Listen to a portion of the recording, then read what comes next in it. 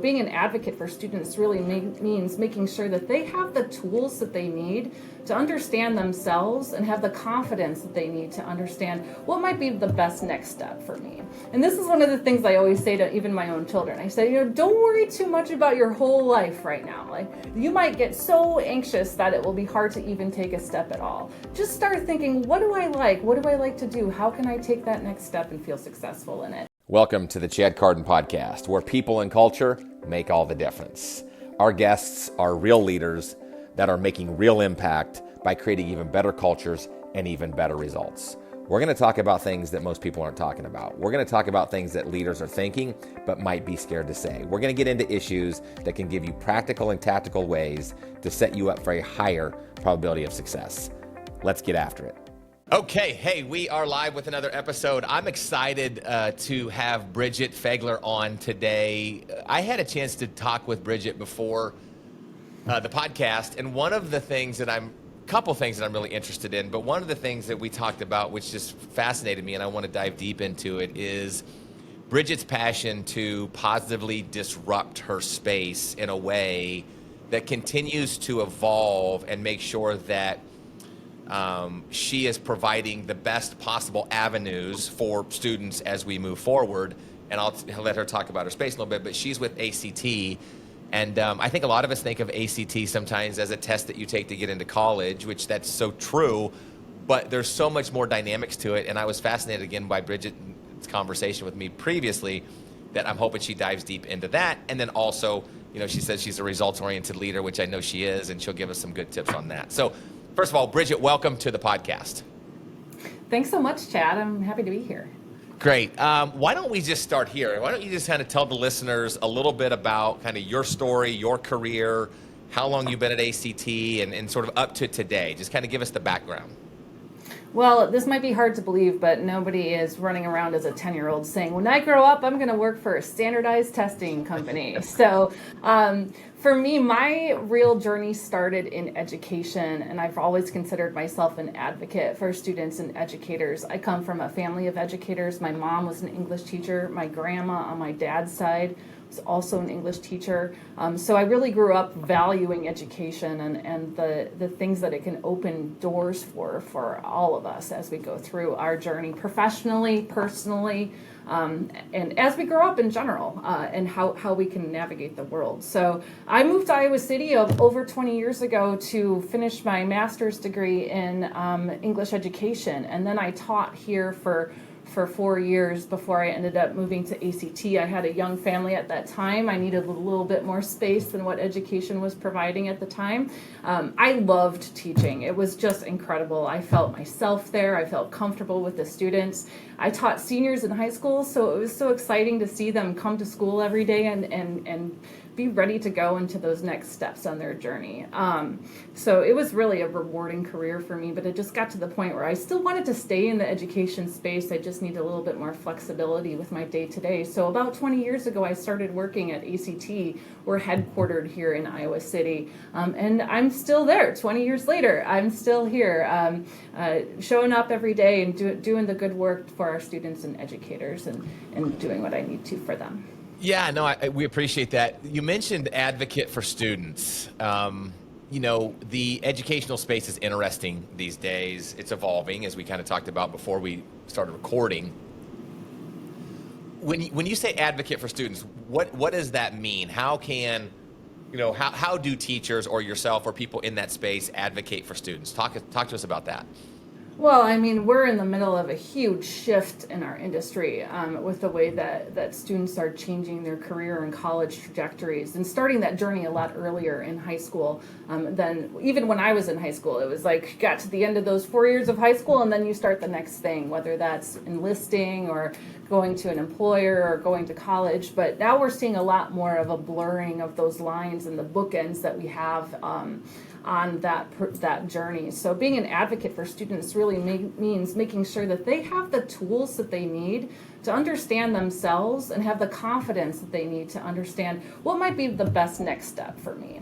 And this is one of the things I always say to even my own children. I say, don't worry too much about your whole life right now. Like, you might get so anxious that it will be hard to even take a step at all. Just start thinking, what do I like? What do I like to do? How can I take that next step and feel successful in it? And it doesn't need to be anything that's like consequential and now you're signing in blood up for the rest of your life what you're going to do, because I really see learning as a journey through your whole career and your entire life, whether or not you're even working. And so I think that it's really important from my standpoint to show students and to advocate for them and make sure that their journeys are prioritized as part of our work. A lot of institutions use our tools, and I think that that's fantastic for a variety of accountability reasons. But at the heart of all of that is like, who are these students that we're serving, and how can we make sure that they are able to really be their best selves every day? Yeah, I like that. I think, sometimes looking at the entire future for these for students can be daunting, right? And overwhelming. And it's just, what's that next domino? What's that next step that you need to take? Knowing that you might pivot, knowing that things might change, but what are some of those things to try to find yourself as you move through this?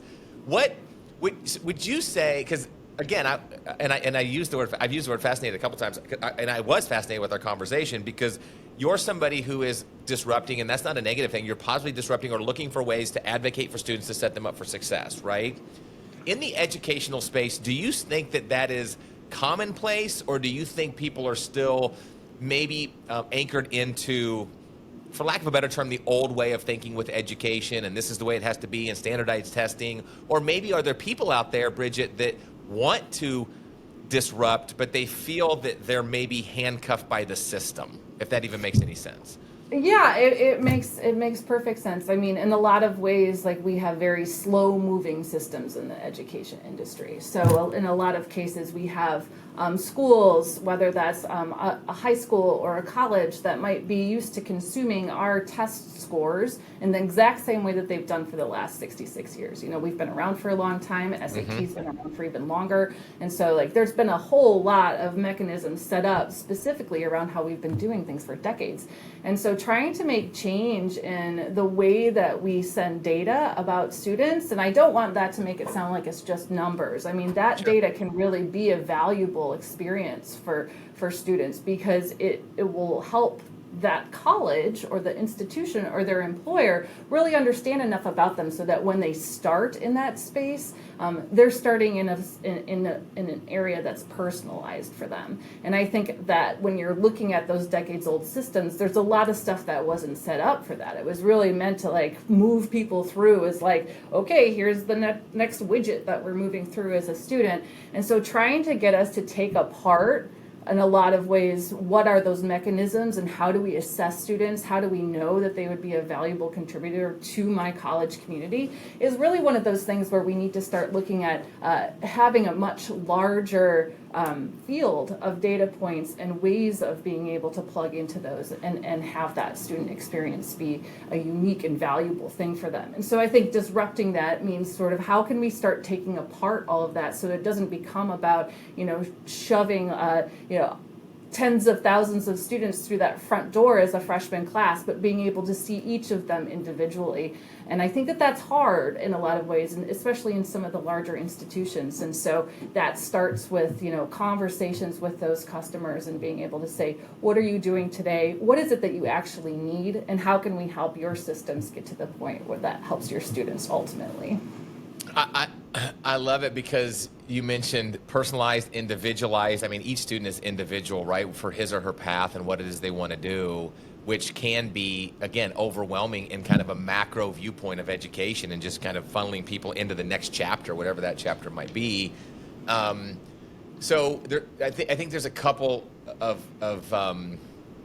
headwinds, again, for lack of a better word. One, and we talked about this, I know, prior before we're going live here, or before we recorded, is one is, and I want to get into both of them, again, you're working with people who have been around for a long time. You're in a space looking to disrupt and to evolve, and the people around you, if there were, 10,000 Bridgets marching to the same way, pushing in the same way. It might be easier, but sometimes, you're maybe fighting something internally. And that's, again, not a negative. It's just there may be difference of opinions. And then the second piece of that is, how do you, because I think what you're doing at ACT is fantastic. But again, me just kind of everyday John Q. Public, the awareness around it, because I still have a stigma of ACT, right? Like, it's just a test. It's a test for college. So what are you doing in both of those spaces, or what are some of the things that are happening in both those spaces to move this, this forward? Yeah, you brought up at first, like, how is it that, I'm dealing with some of the changes that we have to go through. And I think anytime a leader is presented with change, whether that's like in their own personal life or in their team, in their company, or in the market, you're going to end up having a force acting upon you that you need to confront in some way, so that as you're working with your team and making sure that you have the right people in the right roles, you've already kind of gone over that threshold yourself, right? You're able to say, this is where we're going, this is the change that I'm embracing. And so I think that there's still a lot from our internal corporate culture that we're really working on to emphasize how we can help each other through that change. And we have sets of values that we're really touting around, focusing on the outcome and bias for action, and making sure we're empowering decisions at the lowest possible level in the company, rather than having every little thing get escalated up.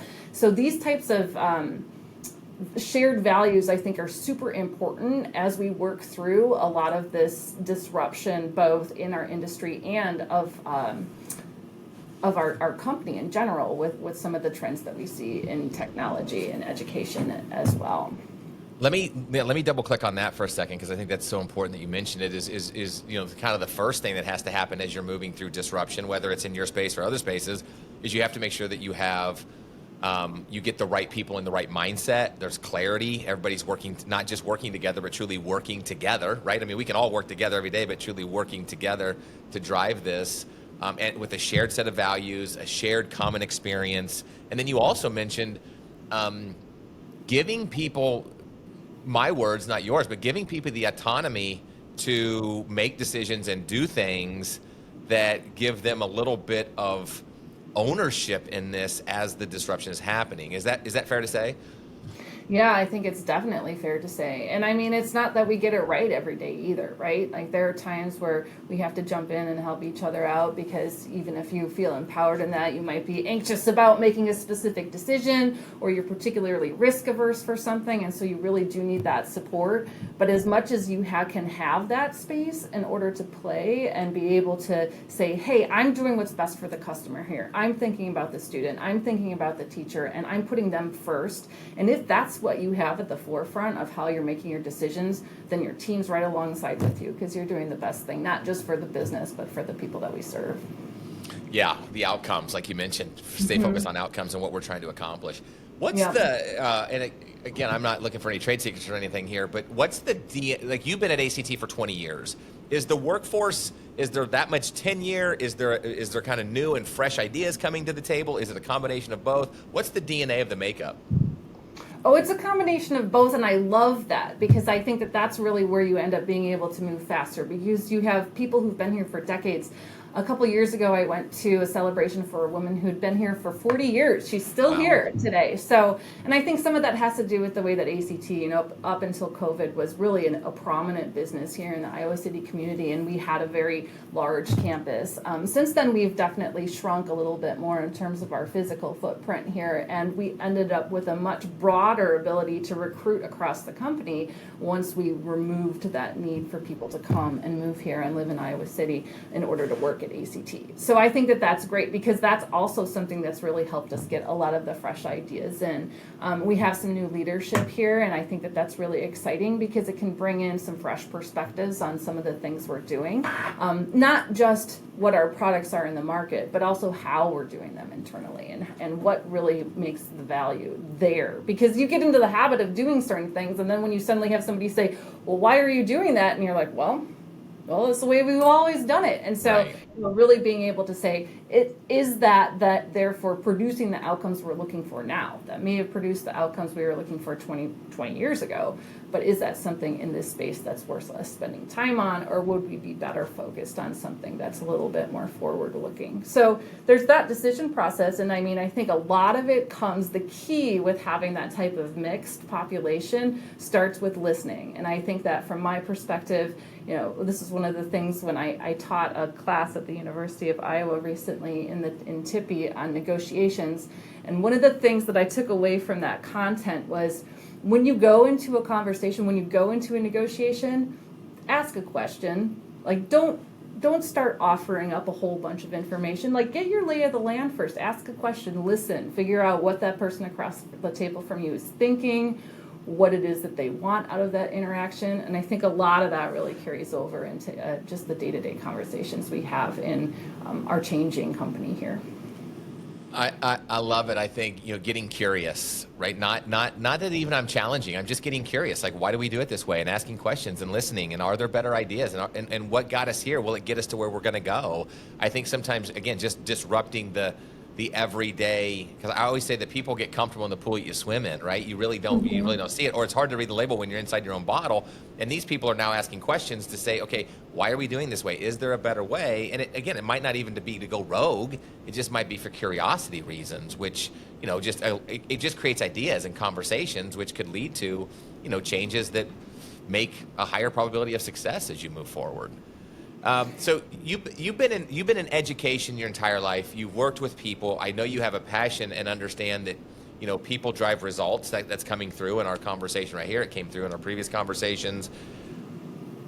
Have you always had that? Has it evolved over time? Has that passion for students and people? I know your parents were in education, so that's all that you know. But has that evolved, or has your viewpoints changed as you, went about and through the years of your career?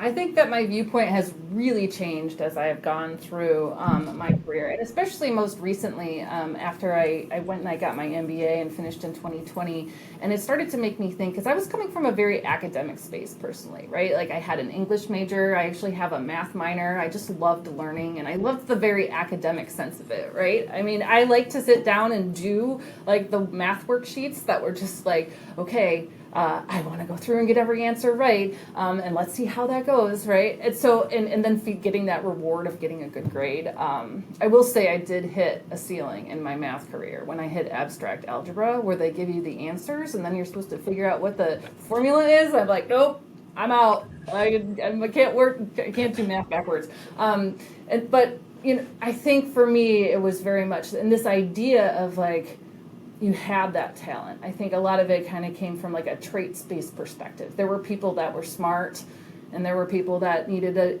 something else in order to get them through the door. And then over time, I started to realize, like, no, a lot of this has to do with like, what are their circumstances? What are the things that are acting upon them, both from the outside, and who are they as people, and how do they react to those challenges? And so it took a lot of interactions with people over time for me to start softening a little bit of almost a didactic perspective that I had. Yeah.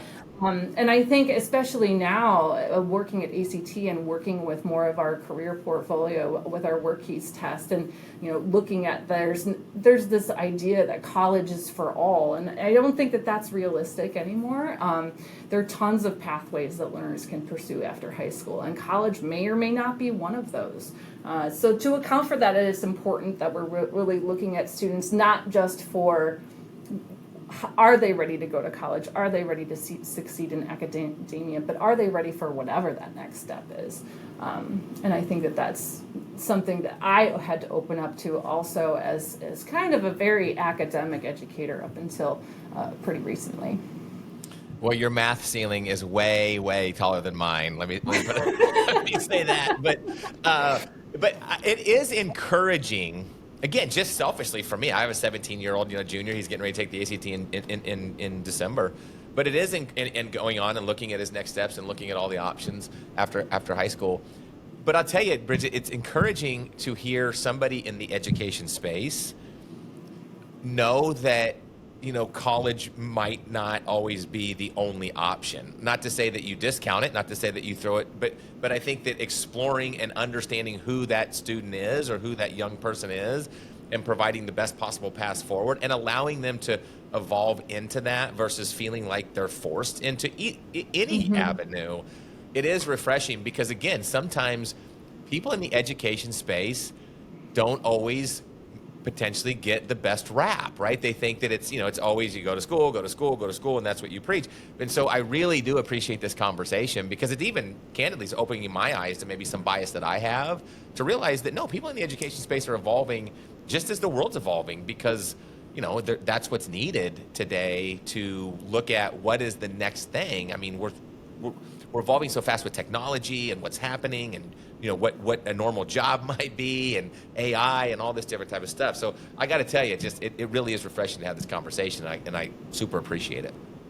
Well, I really think that it's interesting too when you're going through that as a parent versus what I've gone through with students. I've always thought that being a teacher, I'll be all ready for this parenting thing, and it's definitely different. But I use a lot of the same tools. I think in some ways of like starting with listening, like what is it that my kid wants to do? How can I help them through this process? And I think if your child's taking the ACT or a standardized test as part of this journey, I think it's really important to look at that as an opportunity and to say, hey, this is great information for us to use it for a number of different things. I don't think it should look at it as like I only got this score, so that closes X number of doors. I don't think that that's the way it needs to be looked at all. I mean, we have different policies in the college space now. It's certainly important to use standardized testing as one of those data points, but it also can give you great opportunities as a parent and as a student to say, hey, I was really interested in going into engineering, and my math score is amazing, and maybe my science score needs a little bit of work. What could I do in the short term to kind of help address that so that when I do get into that program in college, I'm ready to go? And really looking at it as an ally rather than looking at it as something like, here's the rubber stamp of like what widget you are in the machine, and that just like putting you into that. That's why the more data that we can have, the more valuable of an outcome you can have with making the best decision for your child or for yourself for that next step. I think that one is it's not just a static event, right? It's a process, it's dynamic, and we need to look at it that way. The second thing that you mentioned, which again helps me as a parent, is see it as an opportunity, not an obligation, right? Like don't see this as an obligation. You have to take it, get a score, to move on. It's an opportunity. It's an opportunity to learn. It's an opportunity to evolve. It's an opportunity to maybe get some insights on where you're at.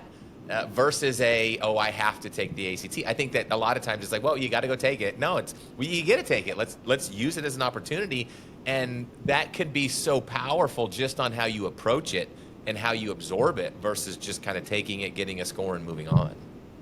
Yeah, it's certainly not like any type of like sentence that's meant to be like a concluding one that's like, okay, now we're done with that, and I am therefore stamped a 24 for the rest of my life. I think it's really important to look at that, even being able to just retake the test again and change your score. But beyond that, I think it's, I have this funny story about when I traveled down to Florida with my husband and my youngest son. I have only one son still at home. He's 15. And we had a really rough day. It was New Year's Eve. We had been traveling all day. It was cold in Iowa, and we showed up in Florida, and we had our winter stuff on, so we were kind of hot and uncomfortable. And we had somebody come pick us up through the service that my father-in-law had recommended. And the guy showed up, and there was no room for any of our luggage in the car. And we're not really sure how this happened. So my husband's like, that's it. I'm going to go rent a car. We're not getting in here. And in the car on the way to my in-laws' house, my son was in the back seat. And I said, I should probably text the owner of the drive service to let him know, that things didn't work out. We didn't take his car that he sent. And he's like, yeah, Mom, you should tell Bob, some days you win, some days you learn. And I just cracked up, and since then I've learned that that's a variation of the Nelson Mandela quote, and so yeah. I was like, well, you're plagiarizing, I think, in the right area, but at least he was paying attention enough to pick that up. But that's something I've really embraced since I heard him say that, to think, there are things where you can feel really proud, and if it's somewhere where you've fallen down or you need to pick yourself up, don't look at that as a failure. Don't look at that as a loss. Look at that as an opportunity to really get up and learn what needs to be done. And I use that philosophy with my team as much as I possibly can. That's powerful, right? I call it kind of there's kind of life tuition, right? You just pay to learn something. Whether it's in academia or whether it's in life, you're paying a tuition. Learn from it, leverage it, make sure you don't make the same mistakes. But I think that's powerful. So let me stay with the internal for a second. I know we've been talking about a lot of education, a lot of space, but I want to get from your lens, and you've mentioned some of these things, but just maybe put a bow on it for us. For leaders that are, not every organization, welcomes change. Not every organization welcomes disruption. Sometimes it is kind of just fall in line. This is the way we've always done it. So if there's leaders out there that are struggling or challenged they want to do more, they maybe feel like they're in a box, or they're trying to just maybe control what they can control with their team, what thoughts or advice would you give them? What would be Bridget's maybe 2 to 5 ideas that could help leaders be more impactful in the seat that they sit in?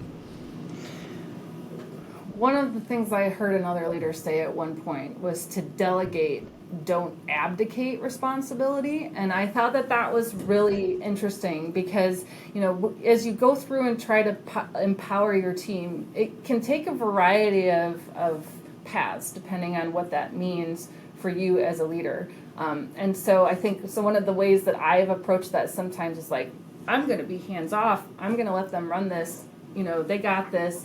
And sometimes that can end up feeling like they're being abandoned. And so finding that right amount of how do you support them and help them through that and feel empowered, like they have a safety net there, but you aren't completely dropping out of it to the point where they feel alone. So I think that for me is a big one. And that really needs to happen one-on-one individually with each of the team members. And if you can get that working, if you can get those individuals working, then what you end up having is what I like to think of the team brain, right? You want one of your team members in charge of the heart, and you want another team member to be the bones, and you want another team member to be the nervous system, so that when you're together, you are a full operating being. And that the best thing you can do as a leader is to look at your team not as having a whole bunch of people that are the same, that are going to do the same things. I mean, there might be some overlap in their duties, but what do you need as a team to make it fully functioning? Do you have the person who could go out there and talk to a customer and sit down and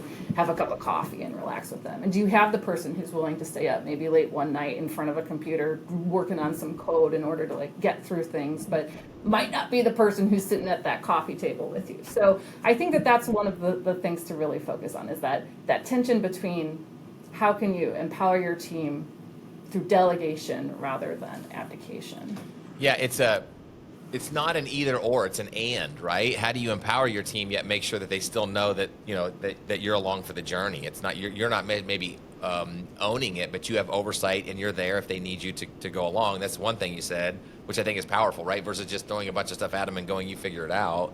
But the second thing you said is truly, like you mentioned, getting everybody working together and really leveraging their strengths, right, individually. So you're maximizing the individual, but you're also putting them in place where when the team comes together, that they're all truly, the puzzle's connected and they're all truly working together to drive even more efficiency and effectiveness. That takes time as a leader, right? That takes time to learn your people. And some people will say they don't have time. So debunk that myth. So I don't have time to listen. I get it. It sounds good in theory. I don't have time to do it. What are some practical ways that I could because I think it's a great investment, but you and I are probably aligned on that. But what if some leaders are saying, she doesn't know my situation. She doesn't know that I don't have time to do it. What might be some ideas or thoughts that you would throw out there?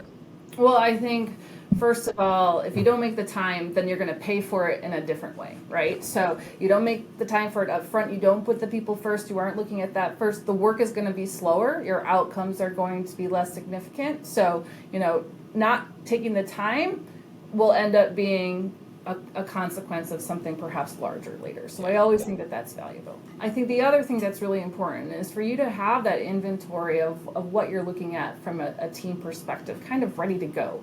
So that if you lose a team member or you have an opportunity to add one, you already have a sense of like where your team is distributed, so that when you go through the hiring process, you can really target who's bringing what to that interview, so that it starts from day one. You're already minimizing the amount of time that you have to spend to get them working with the full body of the team. So that it can really get things going. So I think having that on hand, even if it's just a little sketched out back of the napkin diagram that you like put up on your wall because you don't have time to get into PowerPoint and do something fancy, that's totally fine. But you need to be able to have that at hand so that as you work through things, then it makes sense to you when you're looking for those missing pieces. Or maybe somebody from another department's like, hey, you guys need help, I'm ready to come over, then it will be a lot easier for you to pinpoint what that might be. So I think taking the time ends up being an efficiency, even if you have to slow down first. Yeah.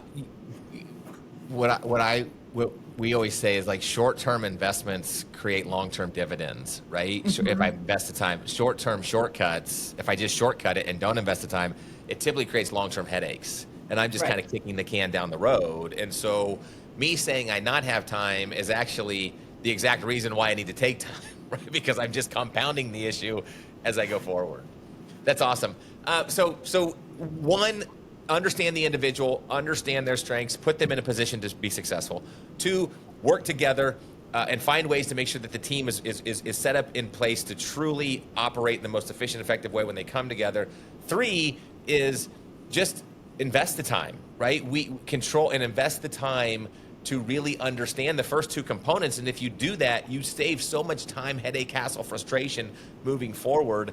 And so sometimes, as you mentioned, you got to slow down to speed up.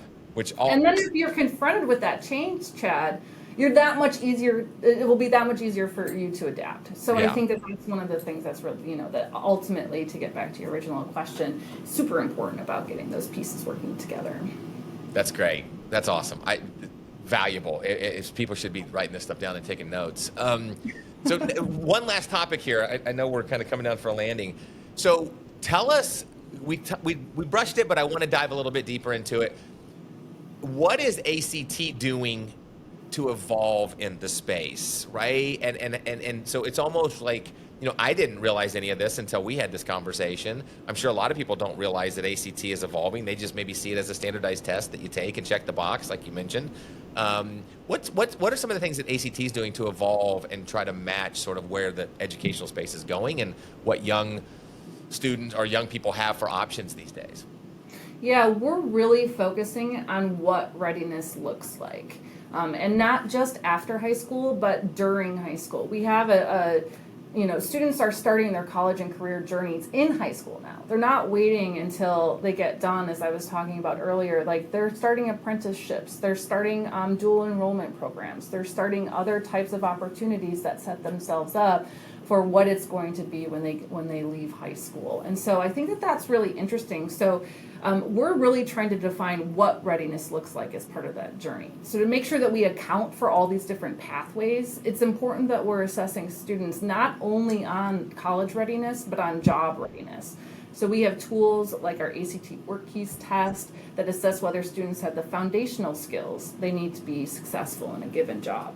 So that fuller picture really lets us know which path they're ready for, and then they can help use us to navigate through that. We have some other tools out there as well that assess more of the soft skills components as well. We have interest inventories. We have our WorkKeys Essential Skills test that looks at soft skills for employers. So there's a bunch of different things that we use, not just what we're kind of known for from a brand perspective.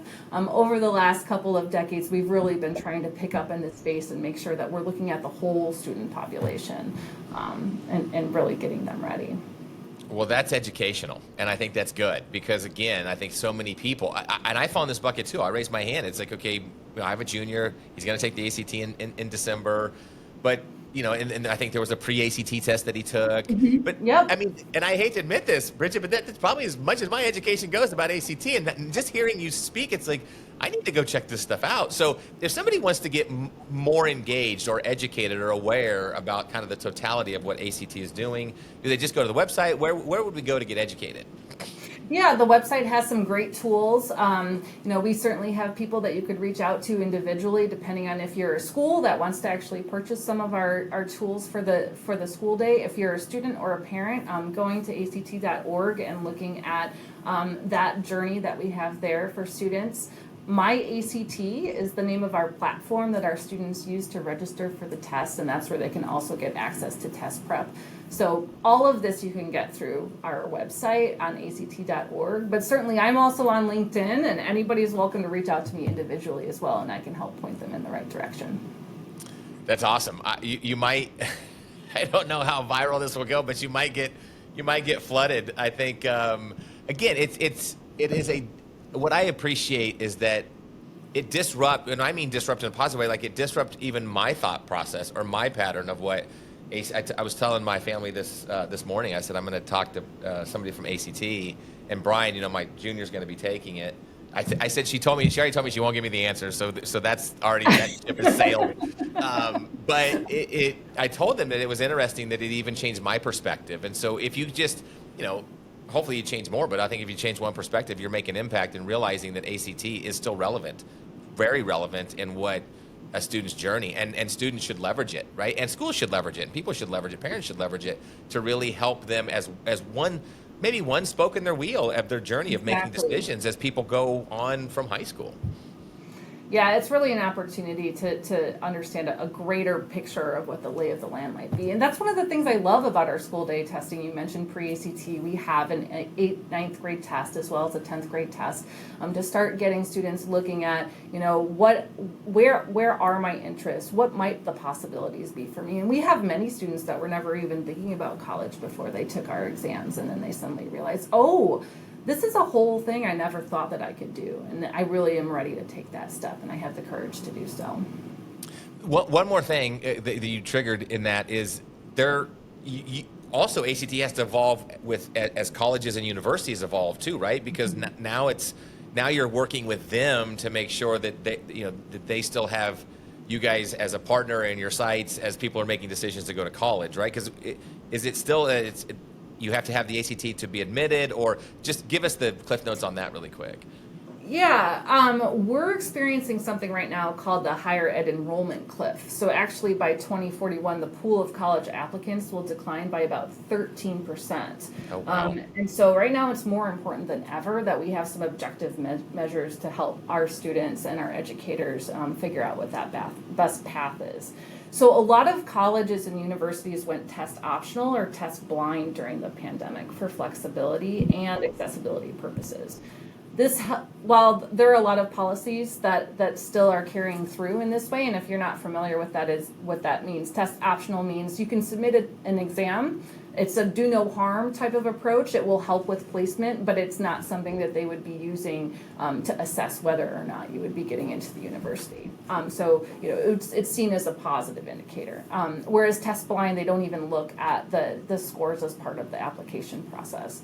So while a lot of them are still holding onto these policies, we're starting to see them shift back to test required because of how invaluable the scores are in predicting students' success in college. So all but one Ivy League school is now requiring standardized tests again.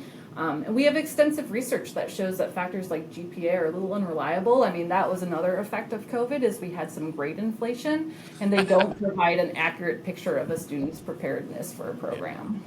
Yeah, so universities are realizing that maybe they got away from it for whatever reasons during the pandemic and everything, but it's valuable, and sometimes you don't realize that until you don't have it or don't maybe have that criteria, and then you're realizing, okay, it is a good indicator, and it helps us make decisions as we look through the admittance program. Yeah, the way you described it as another spoke in the wheel or another tool in the toolkit is really kind of the important thing. And I just want people to really view it as not just something that colleges use, but how can I use it as an individual student? How can I use this to help inform what might be best for me going forward?